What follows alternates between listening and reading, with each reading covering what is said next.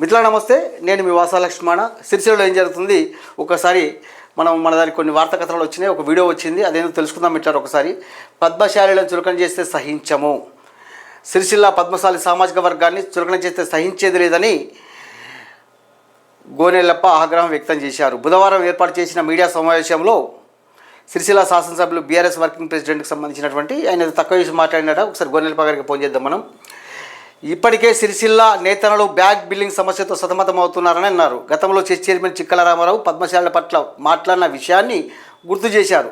వీటిలో bag billing అంటే నేత కార్మికులు కరెంటు బిల్లుల సమస్యతో సతమతమవుతున్నారని గతంలో వార్తా కథనం వచ్చింది. ఆ వార్తా కథనం వచ్చినప్పుడు మనం కూడా స్పందించడం జరిగింది. మన ఛానల్లో స్పందించి లైవ్లో మన గొల్లెపారి చెప్తున్నారు కదా చిక్కల రామారావు అని.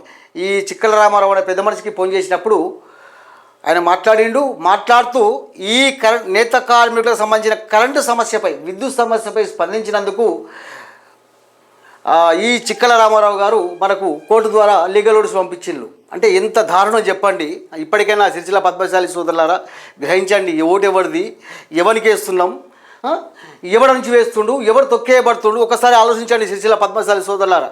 ఇక్కడ ఇదేంటిది కేటీఆర్ వ్యాఖ్యలు సరికావు. అసలు ఏంది ఒక్కసారి ఇదేంటిది కేటీఆర్ ఇదేంటి అసలు ఇదేంటి సిరిసిల్ల ఎమ్మెల్యే స్థానం పద్మశాలకు కేటాయించాలి అని డిమాండ్ చేస్తుంది. కేటీఆర్ వేరే ప్రాంతంకు గెలిచే ముఖమేనా కేటీఆర్ది? ఇక్కడ సిరిసిల్ల పద్మశాలలో అమాయకులు కాబట్టి, బుద్ధిమంతులు కాబట్టి ఏదో పుట్టలేసి గెలుపుతున్నాడు. వేరేకై పోయి పోటీ చేసేటంత కెపాసిటీ కేటీఆర్కు ఉందా? డిపాజిట్ రాదు వేరే కాడికి పోతే. అంత ముఖం ఉంటే సిరిసిల్ల కాడ పద్మశాలు తిట్టినా సరే అక్కడ ఎందుకు పోటీ చేస్తాడు? సరే మనం ఒకసారి మనం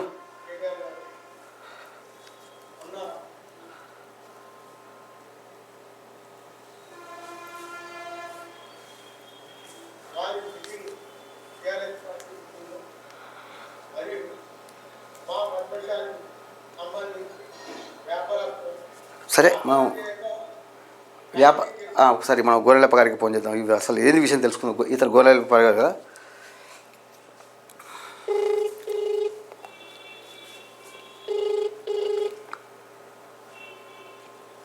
హలో అన్నగారు, నమస్తే. నేను లైవ్లో ఉన్నా అన్న. చెప్పన్నా. ఒక వీడియోను పేపర్ కటింగ్లో వచ్చిండే, మరి అందులో మీరు కనిపించిండ్రు. మరి ఏంది ఎమ్మెల్యే ఏమాడన్నా? మళ్ళీ స్థానికంగా ఆయన పార్టీ మీటింగ్ పెట్టుకున్నాడు. ఓకే. పెట్టుకొని ఆ మీటింగ్ లో ఈ సిరిసిల్ల పట్టణానికి సంబంధించిన వస్త్ర వ్యాపారాలు ఉంటారు కదా, వారిని అరే నేను ప్రతి సంవత్సరం 350 కోట్ల రూపాయలు ఇచ్చిన, మీరు అన్ని తిన్నరు, అన్ని చేసిర్రు, మళ్ళీ మీరు అటు ఇటు రాజకీయాలు చేస్తారు అని చెప్పి పేర్లు పెట్టుకుంటా. అంటే పద్మశాలి రాజకీయం చేయదట్నా? ఎందుకంటే 350 కోట్లు ఇచ్చినా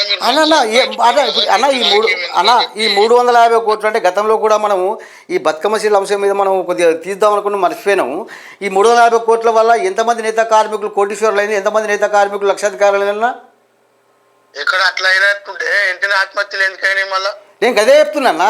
ఇప్పుడు ఎవరికి ఇచ్చాడు కేటీఆర్కు ఈ 350 కోట్లు? ఒకసారి దీని విషయంలో అన్నా తీద్దామన్నా, మీరు కొద్దిగా సపోర్ట్ ఉంటే ఈ మొత్తం బాగోతుంది తీద్దాం బయటకి. ఇక తీయాల్సిందే 350 కోట్లు. ఒక మంత్రి తనే ఒప్పుకొని నేను 350 కోట్లు ప్రతి సంవత్సరం 7 సంవత్సరాలు మీకు ఇచ్చిన కక్కిద్దాం కేటీఆర్కు. ఇట్లా కాదన్న, ఒకటి చెప్పనన్నా, ఇట్లా కాదన్న, ఈ కేటీఆర్కు వేరే కాడికే పోటీ చేసే ముఖం లేదు. మీరు ఏమన్నా అనుకోండి ఇట్లా మాట్లాడుతున్నందుకు. ఈ సిరిసిల్ల పద్మశాలిని బుద్ధిమంతులు మంచోళ్ళు అని చెప్పి బుట్టలు వేసుకొని గెలుస్తున్నాడు.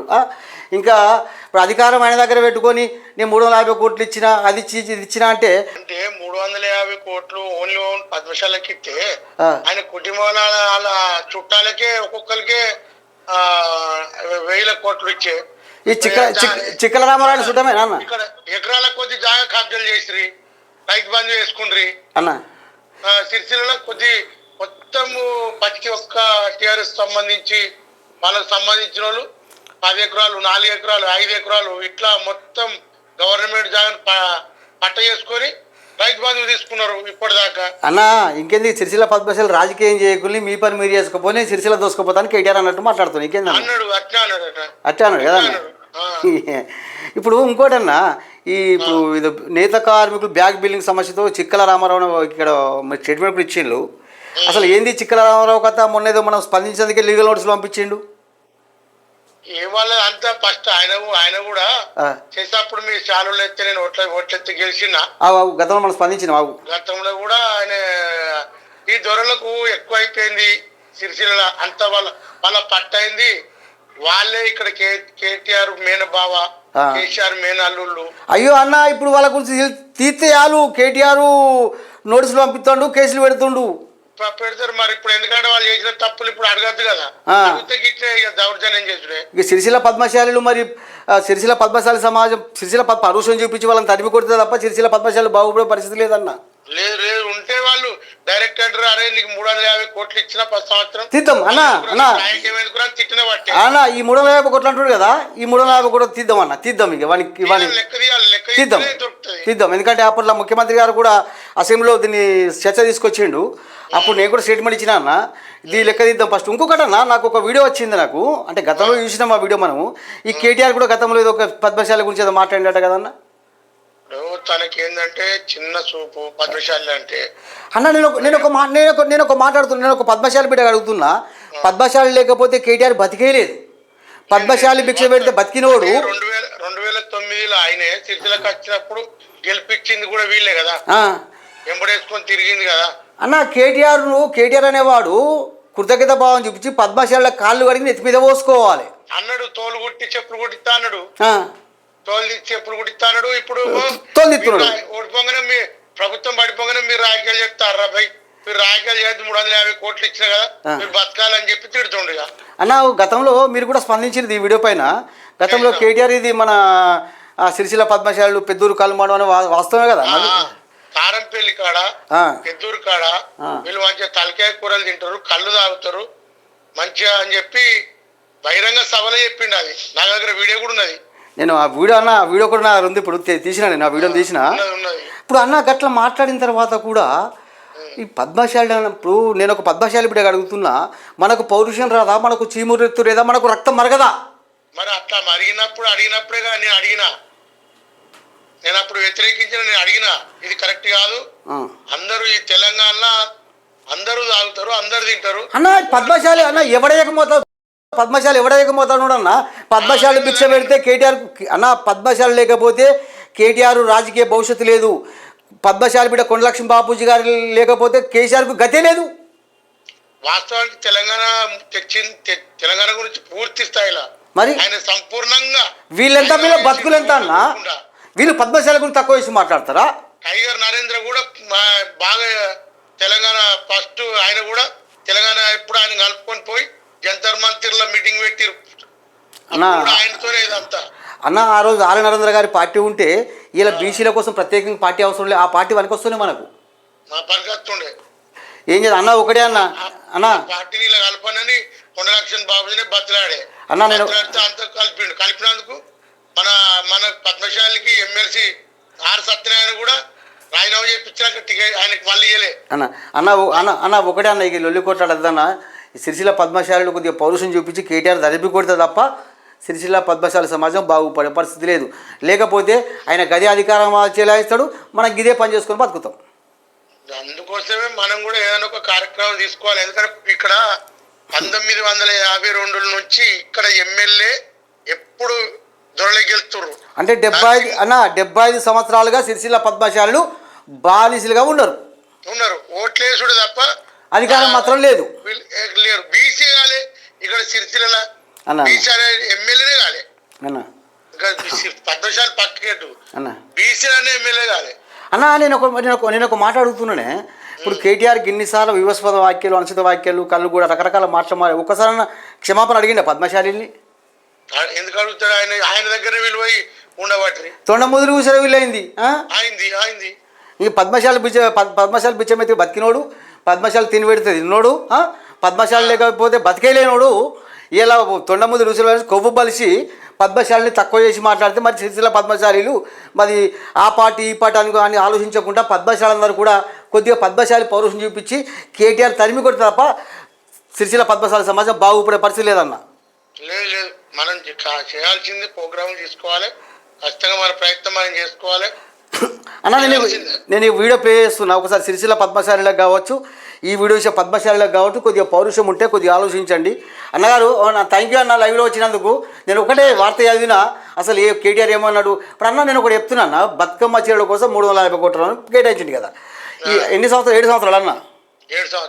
7 సంవత్సరాలు కేటాయించింది. మరి ఏ నేత కార్మికుడు లక్షాధికారులు ఏంటో కేటీఆర్ చూపించాలి, ముఖం ఉంటే ఒక 10 కుటుంబాలన్నా ఒక 20 కుటుంబాలు ఇక్కడ చేయట్లేదు తప్ప. అన్న ఇంకో విషయం అన్న, మొన్న ఎలక్షన్ కన్నా ముందు కేటీఆర్ ఏమన్నాడంటే, మున్పడితిరిగా అయ్యా నేను మంచిగా ఉంటా, వారంగా 2 సార్లు వస్తా అని నంగనాచి మాటలు మాట్లాడి గెలిచే కదా. ఇప్పుడు వస్తున్నాడా సిరిసిల్లకు? పని ఉంటే వస్తాడు, లేకపోతే ఆలోచించండి పద్మశాలి సోదరులారా. ఓటు ఉంటాడు ఎందుకుంటాడు, ఉండడు. ప్రోగ్రామ్ ఉంటే వస్తాడు, పోతాడు. అన్న ఒకటే అన్న, అక్కడ నేను ఒకటే చెప్తున్నా మీ ద్వారా. మీరు గతంలో రాజన్న సిరిసిల్ల జిల్లా పద్మశాలి సంఘానికి ఉపాధ్యక్షులు పనిచేసింది కదా. గదే గుర్తు చేస్తున్నా. ఒకటే చేయాల్సింది, పద్మశాలి అందరూ కూడా ఏకమై కేటీఆర్ తరిమి కొడితేనే పద్మశాలి సమాజం బాగుపడుతుంది అన్న. గారు నేను వీడియో ప్లే చేస్తున్నా అన్న. థ్యాంక్ యూ అన్న. నేను అదే ఫోటోలు కనిపించింది మీరు అని చెప్పి కొద్దిగా సంతోషం అనిపించింది. అరే కేటీఆర్ నిలదీసిన సంతోషం అనిపించింది, మీకు లైవ్లో ఫోన్ చేసిన. థ్యాంక్ యూ అన్న. అన్న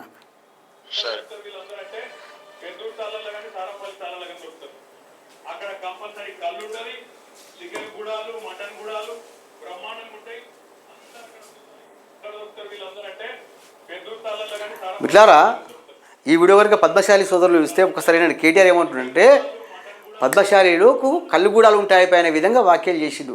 అట్లా వ్యాఖ్యలు చేసిన తర్వాత కూడా ఆయనకే ఓటేసి గెలిపించుకుంటున్నామంటే ఇది ఎట్లా పద్మశాలి పౌరుషం? నేను ఒకటే చెప్తున్నా మిట్లారా, నేను ఈ వీడియో విషయం మిత్రులందరికీ కూడా, పద్మశాలి కావచ్చు, బీసీలు కావచ్చు, ప్రతి ఒక్కరికి కూడా చెప్తున్నా, సిరిసిల్లలో దొరల అరాచక పాలనకు అంతమొందించే లక్ష్యంతో మేము ఉన్నాం. కాబట్టి కొద్దిగా మాకు సపోర్ట్ ఉండండి. బరాబర్ 2028లో కేటీఆర్ ఇట్లుంది. పద్మశాలి సోదరులారా ఒక్కసారి ఆలోచించండి. సిరిసిల్ల పద్మశాలి సోదరులారా ఒక్కసారి ఆలోచించండి. ఒకసారి మార్కండేయ గుళ్ళకు ఆలోచించండి. ఒకసారి కొండలక్ష్మి బాబుజీ విగ్రహం కడుకు ఆలోచించండి.